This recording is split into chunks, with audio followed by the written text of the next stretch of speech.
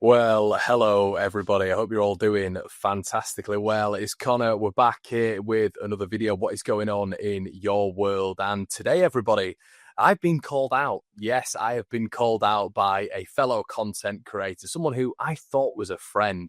And we're going to analyze it today. We're going to be speaking about Leeds United potentially in the Premier League, if we've got any chance whatsoever. We're just going to surmise that because we've got loads of content coming throughout the week for you guys as well. Make sure you subscribe to the channel. And today we're going to be looking at a certain podcast calling me out and calling my opinions out. Guys, if you're enjoying the content so far, please make sure you're liking, commenting, and subscribing. And without any further ado, let's get into it. This normally doesn't happen on the channel. Just for context, this is Jack Reeve, my friend, my former friend of Talk Norwich City podcast, speaking about Josh Sargent and speaking maybe about Leeds United, thinking that maybe they can stay in the Premier League without someone like Josh Sargent, and just regardless of whatever, Leeds will go down next season if we do get to the Premier League. I've listened.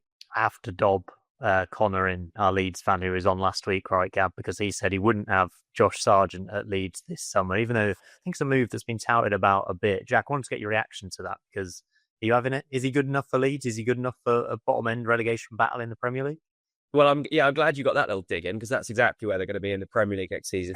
You've already said it. You've said there's no hope for any of us earlier in the show. So So this is interesting to start off with. Obviously, Jack's someone who I massively respect in the space. He's brilliant at what he does. And it is interesting when a lot of other I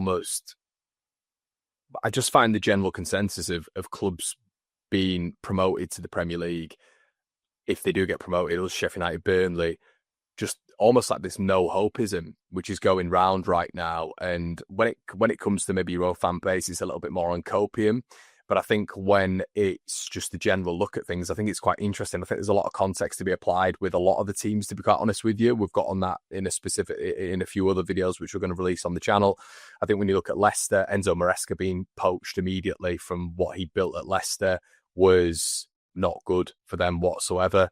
I think when you look at Sheffield United going up in recent seasons, Sander Berge and Ilian Ndiaye being pinched off them in the window when they went up to the Premier League is probably the worst start possible. I think when you look at Burnley, I think when you look at Southampton in particular, who've got managers who wed themselves to their philosophies in a detriment to their football club, to the football club that they're working for at that moment in time for their own personal interests. So I think when you look at the three teams that have gone up and come down in the last two seasons, I've mentioned this before, I'd like to see a period of maybe like 5 to 6 years. If that's going to happen every single time, a team's just consistently going to get relegated if they go up. Is the difference between the Championship and the Premier League so vast now that there's no point in any team getting promoted from the Championship without any massive sort of funding from the Premier League or some sort of different initiative that's going to help every single team going up and then obviously consequently coming down? I think there's a lot more context to it. I think change of style, being pragmatic, going a little bit more direct, relinquishing control are all factors around it. Unbelievable recruitment, which I still think Championship owners have the ability to do. I do think that this whole closed off shop thing is a load of rubbish, to be honest with you. I think a lot of it is dependent on what you do in that recruitment window. Let's be honest as well. You know, it's not like it's been a closed off window for ages. Nottingham Forest were promoted in 2022. So let's have a little further listen to this as well. I like Connor. I think he's slightly bitter that Sargent just basically punted a penalty straight at Meslier earlier in the season, and Meslier dived out of the way. So he's probably got that in his in the back of his mind. Look, Daniel Farke pushed the Josh Sargent signing through at Norwich City. The board didn't want to go near him. Daniel Farke said, "I want this guy." Granted, we probably signed him a season or two too early, and he wasn't up to Premier League levels at that stage. At the end of the day, as well, he was £7-8 million. So I'm just going to stop it there. I think that's quite interesting what Jack's saying there when it comes to Sargent. I think there are a lot of like benefits of Leeds going for someone like him. I think the Premier League experience naturally is going to be something that Leeds look towards. The versatile forward, which we know he is, he can play across the front line. He's got an excellent work rate and attitude, which is why he's adored by the US men's national team fan base. Also, you know, he was adored by and is still adored by the Norwich fans as well. His age and development curve, the beautiful thing about what's happened with Sargent is there's been a serious development there. And guys, we're talking in eventualities here as if Leeds are promoted to the Premier League. this is very much a video of which you can just cancel off nigh on immediately in the next sort of 2 or 3 games if things go against Leeds. So it might not be evergreen, so that's got to be in context. I think where I will be looking at is his injury concerns, his goal return in the Premier League. And I kind of look at that transfer fee as well. And I think there's a lot better that you maybe could get for the money that Leeds are looking at when it comes to a Josh Sargent type of player. And I think the return that you need in the Premier League for a goal certified striker, you can't really, in my opinion, go up, sign Josh Sargent and almost rely on him to get 12 to 15 goals. I just don't think it'll happen. But listen, there is a player in there. I think we're all very, very aware of that. But it is interesting how Jack's speaking on him here. He's speaking on him from a sense of a Norwich style of where he's definitely developed, and which is a real benefit for Leeds. What I would also say is, I think I mentioned this to you guys not long ago, that I'd been told by a couple of people, 2 or 3 people actually, when it came to Josh Sargent, that was all, and Jack's highlighting it here quite interestingly, that he believes, and obviously Jack's very close to the Norwich circuit, that it was a Daniel Farke signing, so there's 2 prongs to that. That is a recruitment that is led by Daniel Farke in the Premier League. I know there's been a lot of discourse and conversation about Daniel Farke actually leading the recruitment drive for Leeds United in the Premier League, obviously helped by others, but the 49ers are going to be investing 150 to 200 million quid into that squad. Can you rely on Daniel Farke for that? Even though it wasn't a mass amount of investment from Norwich, they still did give Daniel Farke their record signing, albeit not being the greatest. I think it was 8 to 10 million quid, which says enough about the difference in football anyway, between the top and the second level, and some teams who were able to spend 8 million on a third, fourth level left back. So I think there's a lot to take into consideration there. I think as well, when you do look at the interesting facet of that, Daniel Farke wanted Josh Sargent and the club didn't. And we'd spoken earlier on in the season about Remy Ramazani, the amount of minutes Ramazani's got. When you look at maybe 131 minutes, I think it is, over nearly a 17 to 20 game period. You look at Isaac Schmidt, who's had 25 minutes in the league. The likes of Sam Byram getting ahead of him, and Sam Byram were a little bit questioning, would he ever work with Leeds in the Premier League? Surely there's an upward curve in Isaac Schmidt's career, who is an Swiss international. Impressed the other day, but Sam Byram's still getting ahead of him as second in reserve, even though Schmidt can play left and right. I think there's an interesting conversation there when it comes to Ramazani as well, in terms of, was that a Farke signing or was that a board signing? When you're looking at Solomon in particular, Leeds really pushed the narrative for that, from what we're led to believe that was a Daniel Farke signing. So this does fit in Daniel Farke history. And then you kind of look into the future and you think to yourself, well, there's development there. There's an age curve there when it comes to Josh Sargent.